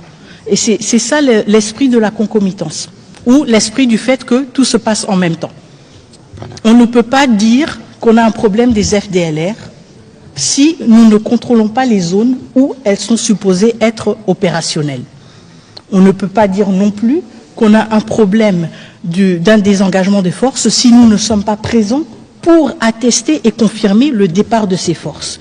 Et donc, évidemment, entre octobre et juillet 2024 et juillet 2025, il y a eu certains changements contextuels et on devra ajuster. Mais l'esprit reste le même.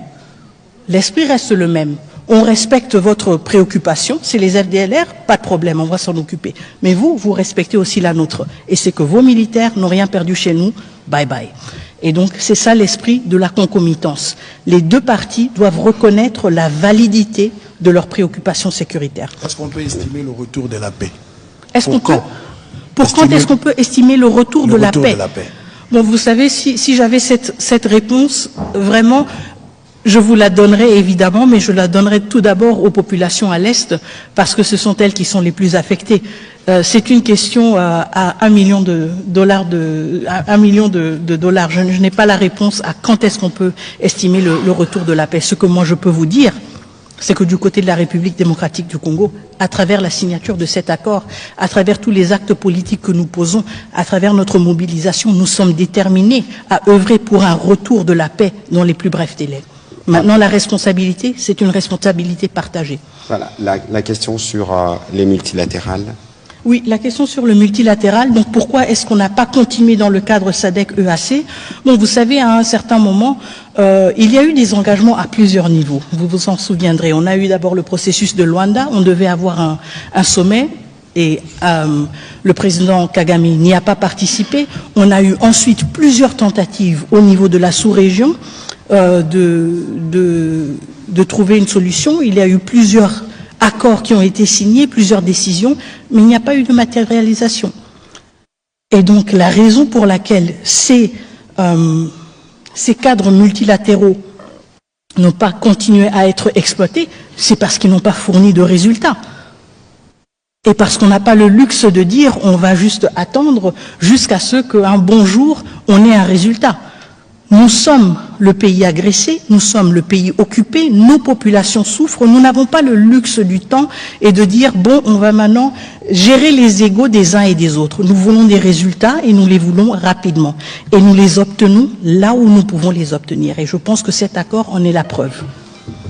La troisième question, alors c'était sur le point 6 justement.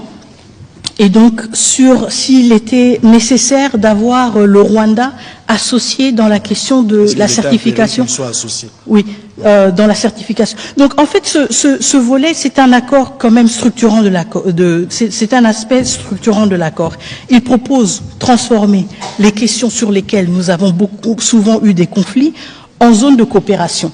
Et donc l'idée, c'est justement d'aller d'un contexte dans lequel on s'accuse mutuellement vers un contexte justement où il y a plus de transparence et plus de visibilité. Quand il s'agit de la certification, il ne s'agit pas que du fait que le Rwanda va maintenant certifier nos minerais ou que nous allons certifier les minerais rwandais. On s'appuie sur les mécanismes qui existent, sur les mécanismes par exemple de la CIRGL pour dire justement si nous voulons que la question des ressources naturelles ne soit plus une question épineuse, si nous voulons aller au-delà des accusations mutuelles des uns et des autres, vous avez pris les nôtres, vous les vendez comme les vôtres, etc., nous devons renforcer cet aspect-là des mécanismes qui existent déjà au niveau de la région, à savoir les mécanismes aussi de certification. Et ça veut dire que, forcément, nous devons travailler ensemble avec le Rwanda, tout comme nous devons travailler avec d'autres pays de la région. Quand vous regardez la CIRGL, elle ne se limite pas au Rwanda et à la RDC, mais elle a justement le mécanisme qui est le plus utile, si vous voulez, et le plus probant pour cette question de certification et sur lequel je pense que nous allons devoir nous appuyer. Et donc pas exclusivement RDC-Rwanda, mais justement dans un caractère régional qui va bien au-delà. La question, c'est qu'ici, il s'agit d'un accord entre les deux pays. C'est pour cela qu'on parle explicitement des deux pays. Alors, je vais être plus concret sur cette question pour éviter justement toute ambiguïté. Le lac Kivu, nous avons le gaz dans le lac.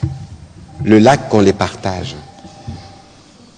Comment voulez-vous que sur la gestion du gaz qu'il y a dans le lac, un peu comme on a les pétroles dans les Graben albertines avec l'Ouganda, qu'il n'y ait pas des interactions? Première question, premier exemple. Deuxième exemple, le massif du Virunga, le parc de Virunga. C'est les mêmes massifs. Évidemment, il est plus grand, plus important en RDC et plus petit au Rwanda. On a des familles des gorilles qui vivent comme des humains. Lorsqu'il y a de coups de feu, ils se déplacent. Ils traversent dans les mêmes massifs pour se retrouver. Donc, vous voyez que c'est les questions qui ont été abordées ici, c'est des questions qui nous lient. Nous connaissons tous les motivations de la guerre. Vous avez vu qu'on a sanctionné la raffinerie de Gasabo au Rwanda par l'Union européenne parce qu'elle raffine de l'or qu'il n'y a pas chez eux. Et donc ici, il faut s'assurer que nous avons pris toutes les précautions qu'il faut. Souvenez-vous de ce que la Mineta a dit précédemment ici. Nous sortons de 30 ans des conflits. Nous avons de millions de morts. Et donc, même si nous devons nous engager dans le cadre d'un partenariat économique, cela ne peut jamais se faire sans tenir compte de tout ceci. Et donc, Israël Mutombo, soyez bien apaisés sur le sujet. Ce qui a été abordé ici, c'est des choses qui sont vécues au quotidien et pour lequel nous, comme République démocratique du Congo, dans le cadre d'une paix restaurée, on ne peut que voir comment mieux faire. On a parlé d'électricité aujourd'hui, même aujourd'hui, Sénélac. Je vous ai donné l'exemple du Sénélac, du courant qui est produit Ruzizi en RDC, mais qui est donné au Rwanda et au Burundi dans le cadre d'un projet d'intégration qui a été mené par la CEPGL. Donc, ici, il faut bien lire ce qui a été dit et le garder dans le contexte précis parce que vous avez des exemples des réalités qui sont déjà vécues sur terrain. On va prendre la prochaine question aussi. Comment nous sommes arrivés à signer l'accord avec le Rwanda alors que la démarche était celle de rechercher la sécurisation? Je crois que ici, Israël, on ne va pas refaire l'émission. La Mineta a dit que c'est un accord de paix. On a signé un accord de paix. Dans cet accord, on a énoncé des principes, notamment le principe de l'intégration économique. Et dans les principes d'intégration économique, on a parlé d'une intégration régionale, on a parlé de ce qui est bilatéral en partant de l'existant. Il faut bien comprendre cela pour que cela ne soit pas un élément de confusion. On aura l'occasion, je viendrai sur votre plateau pour aller plus en détail, parce que je pense que vous-même, vous avez des susceptibilités sur le sujet. Mais ici, comme le président de la République l'a dit en début de cette émission, aucune ressource de la RDC ne sera brandée. Madame Alexandra Branjon, allez-y s'il vous plaît. Et puis ce sera Eric Izami. Et puis on prendra la dernière question pour terminer. Madame la ministre, bonsoir. Monsieur le ministre, une question à nouveau sur les FDLR. Comment est-ce que vous comptez neutraliser ces FDLR? Est-ce que vous estimez aujourd'hui que les forces armées congolaises ont les moyens de le faire, sachant que ces groupes armés sont souvent dans des zones contrôlées par les M23? Est-ce que vous avez identifié des difficultés pour le faire? Est-ce que vous souhaitez une assistance étrangère? Tout à l'heure, vous parliez de la MONUSCO. Et enfin, est-ce qu'une opération conjointe avec l'armée rwandaise pourrait être envisagée? Merci. Merci beaucoup. Alors la question des FDLR et leur neutralisation, évidemment, je pense tout d'abord qu'on doit se référer à toutes les expériences antérieures que nous avons déjà accumulées en République démocratique du Congo et donc à une certaine expertise, si vous voulez, dans la question, raison pour laquelle, pour nous, il s'agit surtout d'éléments résiduels des FDLR. Je pense qu'on a vu quand même, au fil des années, une réduction quand même assez sensible par rapport au nombre des effectifs des FDLR, suite aussi aux opérations, aux différentes opérations et différents efforts qui ont été menés par la République démocratique du Congo. Donc, quand il s'agit de la question justement de comment s'y prendre, comme je l'ai évoqué au début, il s'agit tout d'abord de sensibiliser les FDLR qui sont rwandais sur la possibilité de retourner chez eux et la possibilité d'y être pris en charge à travers la commission de démobilisation du Rwanda et d'être réintégrés dans la société rwandaise. C'est le premier pas. Et nous l'avons toujours observé dans d'autres efforts, si vous voulez, pour gérer la question des FDLR. Évidemment, tout cela va de manière crescendo, si vous voulez, ou séquentielle, en fonction justement du succès de cette première étape. Si nous voyons que c'est une étape qui a beaucoup de succès et qu'il ne s'agit que plus que des poches de résistance, évidemment, encore une fois, avec plus d'insistance, on va essayer de motiver les FDLR à retourner chez eux et ceux qui ne voudront pas se rendre, évidemment, feront face à des opérations militaires. Chose que nous avons déjà eue en République démocratique du Congo, encore une fois, dans des formats différents et à chaque fois adaptés, si vous voulez. Nous l'avons eu dans le format d'opération conjointe avec la MONUSCO, et ça avec une implication variée de la MONUSCO. Nous l'avons eu aussi dans le cadre des opérations Mojawetu avec les forces armées rwandaises. Donc encore une fois, nous avons une panoplie d'expériences sur laquelle nous pouvons nous appuyer. La question de la capacité des forces armées rwandaises, de forces armées congolaises à faire face à la présence des FDLR.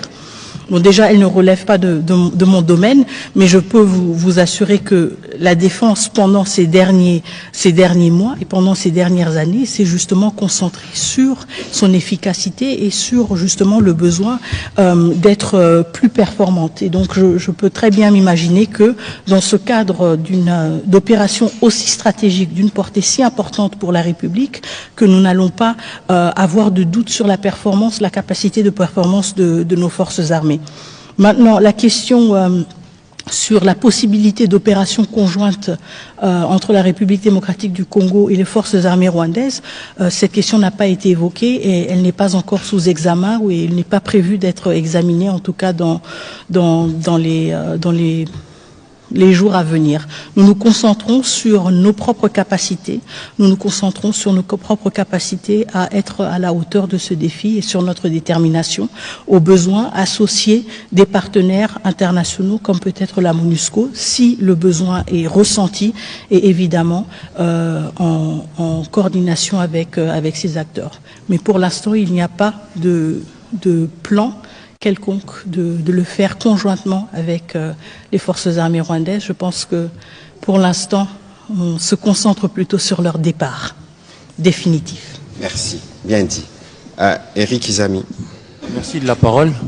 Je voudrais globalement féliciter votre activisme dans votre gouvernement pour rechercher la paix, parce que la paix est essentielle. Alors la question, la première, c'est de revenir sur ce qu'a évoqué ici mon confrère Israël Mutombo, mais je voudrais être beaucoup plus concret. Nous parlons de l'accord de paix. Existe-t-il dans cet accord une coopération minière entre le Congo-Kinshasa et le Rwanda? Ou existe-t-il un projet conjoint dans ces sens? Nous avons besoin de réponses à propos. Le 1.23, deuxième question. Le 1.23 exige pour poursuivre avec les pourparlers au niveau de Doha que Kinshasa puisse donner oui choses. Entre autres, il y a notamment la levée de poursuite de certains de leurs cadres. Qu'est-ce que votre gouvernement en dit? Et puis pour terminer, c'est la question au ministre Mouyaya. Je suis congolais, avant d'être journaliste, donc je partage votre avis que d'aller vers la paix. Mais vous nous expliquez de manière bien tout ce qui a été fait au niveau des États-Unis. Mais nous ne sommes pas en face de gens qui sont ou qui ont toujours fait preuve de bonne foi. Je voudrais, moi, garder en éveil mon sens critique. Alors je pose la question. Qu'est-ce que le gouvernement congolais prévoit pour que ce que vous nous expliquez aujourd'hui ne puisse pas être détourné par notre voisin, le Rwanda, qui depuis toujours crée toujours la petite bête pour nous faire de problèmes. Je crois que c'est une question qui est toute simple. On ne peut pas comparer les deux pays. Parce qu'ici, nous avons une opinion qui s'exprime dans sa diversité, dans sa pluralité, y compris sur des sujets où les gens n'ont pas toujours l'expertise qu'il faut. Il faut considérer avec la signature de cet accord que nous avons une ouverture pour aller vers la paix. Je vous ai rappelé ce que le président de la République a dit ici. Aujourd'hui, tout ce qui faisait l'objet des discussions, tout ce qui faisait l'objet d'affrontements entre les deux pays a été coulé sur l'accord. Et dans cet accord, le Rwanda s'est engagé comme la RDC. C'est pour ça que tous ceux qui donnent des avis dans un sens ou dans un autre, ils doivent se rendre compte que nous avons sur un papier l'engagement du Rwanda fait à la Maison-Blanche devant le président américain qu'on peut considérer comme un des garants de ce qui a été convenu. Aujourd'hui, nous, on n'a pas le temps, la ministre d'État est là, d'aller dans la polémique, là où nous voulons nous assurer que des vies humaines sont sauvées, que des femmes sont moins violées, que les enfants peuvent aller à l'école dans les bonnes conditions.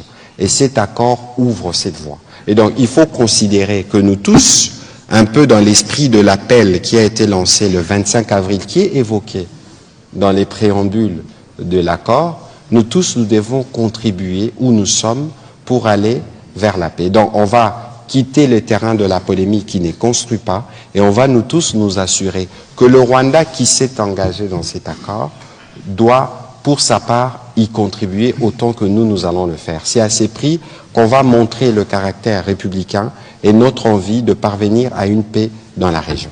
Voilà ce que je peux dire à ces propos. Madame la ministre d'État. Merci. Donc, je reprends les deux premières questions. La première question était, est-ce qu'il y a dans cet accord une disposition sur un accord minier entre la RDC et le Rwanda? Non. Lisez l'accord. Et vous pouvez lire l'accord. La deuxième question, les 8 conditions du M23. Comme vous l'avez évoqué, en effet, il y a le processus Doha qui est encore en cours. Apparemment, le M23 a jugé opportun de s'adresser, de prendre parole aujourd'hui, si je ne me trompe pas, pour évoquer 8 doléances qu'ils auraient. Je pense que ce sont des conversations qui ont lieu dans le cadre du processus de Doha et qui doivent continuer dans le cadre du processus de Doha. Nous n'allons pas nous prononcer là-dessus. Nous avons traité tous les processus, que ce soit le processus de Luanda, que ce soit le processus de Washington DC ou le processus de Doha, avec professionnalisme et respect envers les facilitateurs, avec discrétion, pour justement contribuer à un environnement propice pour avoir des discussions fructueuses. Nous allons maintenir cette posture. Ces conversations-là ont lieu à Doha, elles continuent à Doha. Merci. Voilà, Madame la ministre d'État, je pense que nous avons couvert tous les sujets. Les questions, elles peuvent encore continuer. Nous irons sur des plateaux. Non, je pense que dans l'exercice de ce soir, nous avons voulu être pédagogiques. Nous sommes là, d'ailleurs, nous avons débordé sur le temps du journal de la RTNC. Sauf, si vous voulez, dans 2-3 minutes, on peut prendre 2 petites questions en série et on nous répond une fois pour toutes pour clôturer. Très rapidement, parce que je vous en prie, on va prendre la question de Madame Gino Rehema et de Monsieur Louis France. Alors, des questions qu'on nous prendrons en série et nous répondrons une fois pour toutes, s'il vous plaît. On commence par Monsieur Kouzike et on termine par Madame Gino Tabou. Merci beaucoup, Monsieur le ministre. La parole a été démocratisée. Madame, j'ai constaté que vous avez du mal à vous débarrasser des textes. Il faut poser des questions. Oui, s'il vous plaît. Posez votre question. Ce n'est pas une tribune pour des interventions. Vous posez votre question. On viendra dans votre plateau pour donner les détails. Mais ici, il faut poser votre question et on vous donne une réponse. Excellence, Madame la ministre d'État, nous sommes ici dans une matière précise des négociations en sociologie des conflits. Ça signifie que pour que nous tombions dans un consensus, il faut que chacune des parties perde une chose et gagne une autre. Vous pouvez nous dire et dire aux Congolais ce que le Congo a perdu en signant cet accord et ce qu'il a gagné, ce que le Rwanda a perdu dans cet accord, ce qu'il a gagné. Et la deuxième question, comment les facilitateurs, dont les États-Unis d'Amérique qui interviennent à titre de facilitation, sortent en tant que partie qui signe l'accord. Pourtant, les facilitateurs n'est pas partie prenante aux négociations. À quel titre est-il ou sont-ils intervenus, les États-Unis, pour demain signer cet accord en tant que partie prenante au conflit? Okay. Alors, la dernière question, je termine. Excusez-moi, monsieur le ministre. Madame, s'il vous plaît. Madame Dinouré. La dernière. Merci beaucoup. Merci, monsieur. On viendra dans votre plateau, monsieur Kouzikessa, s'il vous plaît. Allez, Dino Tabou, allez-y. Merci beaucoup, Madame la Ministre. Ma question, aux États-Unis, il y a eu des engagements qui ont été pris par la RDC et le Rwanda. La RDC a pris aussi l'engagement de neutraliser les FDLR. Je reviens sur cette question. Alors, je voudrais savoir où se trouvent ces FDLR. Vous les localisez où? Et aussi, ils sont estimés au nombre de combien? La deuxième question, M. Boulos a déclaré dans une interview, il a confirmé l'influence du Rwanda sur les M23. En même temps, il a dit que l'accord de paix conclu vise à mettre fin aux 3 décennies de conflit en appelant au désarmement de groupes rebelles tels que le M23 et à la coopération économique régionale. Alors, ma question, comment nous pouvons comprendre cet aspect de la coopération économique? Donc, c'est-à-dire comment se fera cette vous revenez sur une coopération question économique qui a déjà été posée et reposée. Permettez que sur cette question, la ministre d'État ne réponde pas parce que nous en avons parlé abondamment. Sur la question de la localisation des FDLR, comprenez aussi qu'ici, il y a des questions qui relèvent de la stratégie militaire. La ministre d'État pourra faire un commentaire, mais aussi, de ce point de vue, il faut considérer qu'on ne peut pas s'étendre sur d'autres aspects parce que c'est des aspects qui relèvent justement même pas du ressort de la première diplomate après le président de la République, mais des états-majors de nos forces armées. Madame la ministre d'État, pour les questions qui vous ont été destinées. Parfait, merci beaucoup. Alors la première question, qu'est-ce que la RDC a perdu et qu'est-ce que la RDC a gagné? Et idem pour le Rwanda. Écoutez, encore une fois, je ne voudrais pas verser dans des interprétations politiques. Comme le ministre Mouyaya l'a expliqué, nous sommes dans un exercice pédagogique, nous sommes dans un exercice d'explication de l'accord. Si on parle de gains et de pertes, c'est une interprétation, si vous voulez, de cet accord, et je trouve que cela pourrait être extrêmement subjectif. Concentrons-nous donc sur ce que nous avons noir sur blanc et pas sur ce que nous croyons voir. Je pense quand même que ce que nous avons gagné, et je veux me concentrer sur les gains, je veux me concentrer, je veux être optimiste justement, ce que nous avons gagné, ce que nous avons obtenu, c'est un accord clair, c'est un accord qui responsabilise les deux parties, c'est un accord avec un garant, et ça m'amène à la deuxième question dont vous avez parlé, que vous avez évoqué, un garant qui est prêt à se mobiliser aussi pour assurer le suivi de cet accord et sa mise en œuvre effective. La deuxième question, à quel titre est-ce que les États-Unis d'Amérique ont signé? Eh bien, au même titre que l'Angola aurait signé, au même titre que les pays de la SADC auraient signé, au même titre que le Qatar va signer, en tant que facilitateur, évidemment. C'est un document juridique, on ne peut pas juste laisser les deux parties signer. Il y a cet engagement aussi du facilitateur qui doit se matérialiser à travers une signature, et donc c'est justement pour cette raison que les États-Unis d'Amérique ont signé, parce qu'ils ont justement ce rôle de facilitateur. En même temps, vous vous en souviendrez peut-être, pendant la cérémonie de signature, il y avait d'autres participants qui ont aussi contribué à ces efforts, mais peut-être que cela ne s'est pas manifesté à travers une signature, à savoir le président de la Commission de l'Union africaine, à savoir le ministre d'État, ministre des Affaires étrangères du Qatar, à savoir aussi le ministre des Affaires étrangères du Togo. Juste pour vous montrer justement que cet accord est le fruit de plusieurs efforts, mais spécifiquement dans ce cas-ci, le fruit aussi d'une facilitation assumée par les États-Unis d'Amérique, et donc à juste titre, ils ont signé cet accord avec nous dans leur qualité de facilitateur, tout comme ça aurait été le cas si cet accord avait été signé en Polynésie ou je sais pas, en Indonésie ou n'importe quel autre pays du monde. Quand un pays est facilitateur, il a aussi cette responsabilité-là d'apposer sa signature à cet accord. La troisième question, c'était sur les FDLR, sur les effectifs des FDLR, sur le positionnement des FDLR. Comme le ministre l'a indiqué, nous n'allons pas pouvoir nous pencher sur ce genre de détails opérationnels, mais ça nous ramène encore une fois au rôle du mécanisme conjoint de coordination de la sécurité qui justement a ce travail-là, d'établir, si vous voulez, un point de départ, d'établir une compréhension partagée. Où sont-ils? À combien sont-ils? Quelle est la réelle menace qu'ils représentent? Tout comme pour la question du désengagement des forces, ce travail-là devra aussi se faire. Quels sont les effectifs dont nous parlons? Où sont-ils positionnés? Si nous voulons passer à la mise en œuvre de ce CONOPS, évidemment, comme vous l'évoquez, ces questions sont tout à fait légitimes et pertinentes et vont être justement au cœur du travail de ce mécanisme qui va être mis en place. Nous n'allons peut-être pas tous avoir les détails de ces informations, mais pour que ce travail se fasse de manière efficace, il devra y avoir un point de départ qui permettra justement d'évaluer le progrès et le succès des efforts et des opérations respectives. Voilà, Madame la ministre d'État, nous avons en tout cas terminé cet exercice pédagogique. Il était lent, mais comprenez qu'il y avait... Il était aussi pédagogique pour moi.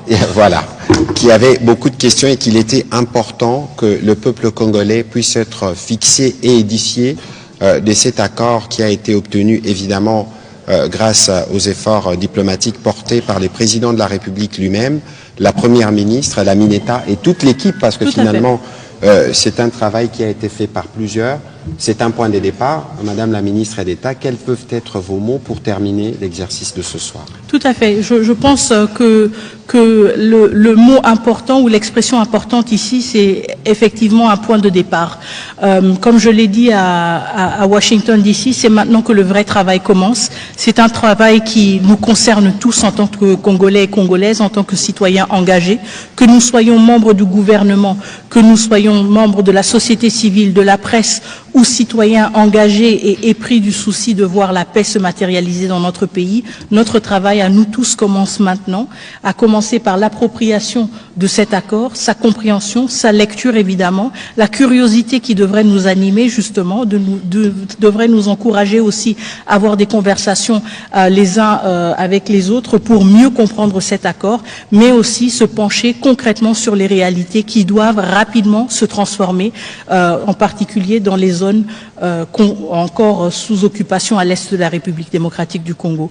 Donc ce n'est qu'un début, c'est le premier pas et nous allons continuer à avancer vers la mise en œuvre de cet accord, mais surtout aussi vers une paix durable, vers un développement durable et vers une pacification continue de la partie est de notre pays et évidemment de la région des Grands Lacs. Merci beaucoup. Voilà, merci Madame la ministre d'État. Pour terminer, je sais qu'il y a encore beaucoup de questions. On n'a pas pris de questions à Lingala ce soir, mais Flavien Roussaki, on fera une émission à Lingala, ou Peter Tiani, on fera des émissions, parce qu'il nous faut apporter de la pédagogie pour qu'il y ait de la compréhension de ce qui a été convenu. On fera des émissions en Swahili, on fera des émissions en Chiluba, pour être sûr que tous les Congolais, partout où nous nous trouvons, nous nous imprégnons de ce qui a été fait. Nous pouvons comprendre que nous sommes dans un contexte pluriel, nous sommes dans un contexte où tout le monde a ses opinions, mais dans ce qui a été fait pour l'aboutissement de cet accord qui n'est qu'une ouverture vers la paix, beaucoup de sacrifices ont été consentis et comme on l'a dit et répété, aucun intérêt de la République n'a été bradé. On a parlé du Rwanda, on connaît les dénis du Rwanda sur son rôle à RDC, mais nous avons été avec eux à table, on a signé. Il n'y a pas meilleure preuve que c'est l'autre partie en conflit. Et donc, donnons-nous nous-mêmes la chance de voir la paix revenir dans ces parties du territoire et nous comptons sur vous, justement, les médias, pour contribuer à une meilleure explication et nous vous disons déjà notre disponibilité pour continuer à apporter dans le cadre de notre devoir de redevabilité sur lequel insiste beaucoup la Première ministre et les présidents de la République pour que le Congolais puisse être pleinement édifié sur ce qui s'est fait, évidemment, que vous serez tenu au courant de prochains exercices pour lesquels nous souhaiterons votre accompagnement et votre contribution. Madame la ministre d'État, merci énormément d'avoir donné de votre temps pour l'exercice de ce soir. J'espère que vous serez disponible, comme toujours, pour d'autres exercices de redevabilité. Volontiers. Peut-être cette fois-là, ce sera en Chiluba. Peut-être. Ok. Merci beaucoup et donc bonne soirée.